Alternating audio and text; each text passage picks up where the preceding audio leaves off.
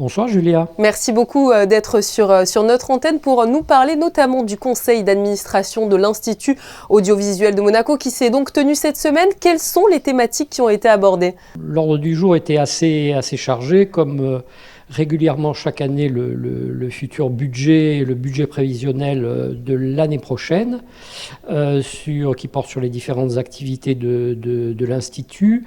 Mais on a évoqué un certain nombre de projets de longue haleine que nous essayons de porter dans les années à venir.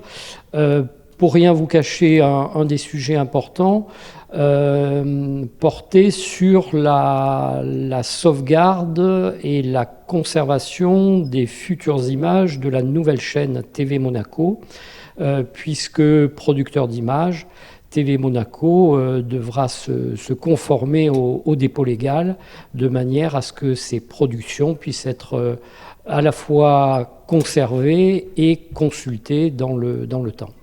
Vous êtes déjà détenteur des images de Monaco Info et vous venez d'ailleurs de procéder à l'archivage et à la digitalisation de plus de 25 ans d'images. Un travail qui a dû être, je suppose, titanesque. Travail tout à fait titanesque. Monaco Info, c'est même 25 ans, un peu plus de 25 ans d'images. C'est aujourd'hui environ 60 000 sujets produits et diffusés sur la chaîne.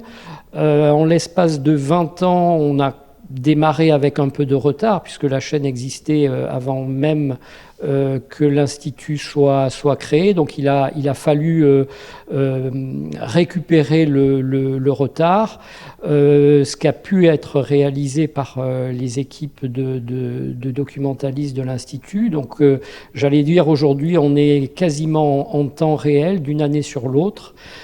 C'est aujourd'hui deux postes et demi entièrement consacrés au travail de numérisation, de stockage et de catalogage de ces émissions qui, au bout de 25 ans, constituent une véritable mémoire audiovisuelle de Monaco. Quels sont les outils que vous avez utilisés pour cet archivage et cette digitalisation ? Les images qui nous sont envoyées par lien sécurisé du jour au lendemain sont évidemment d'abord analysées pour être certain que le signal est bon, qu'il n'y a pas de perte de données.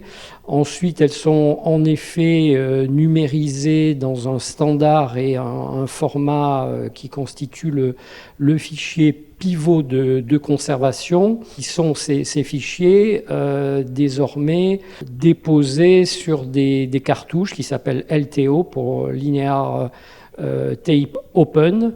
Et puis nous avons une version basse définition qui est conservée sur une plateforme digitale, et c'est celles qui sont proposées aux chaînes de télévision qui parfois font appel à nous et aux images de Monaco pour alimenter leurs sujets, leurs magazines, leurs documentaires.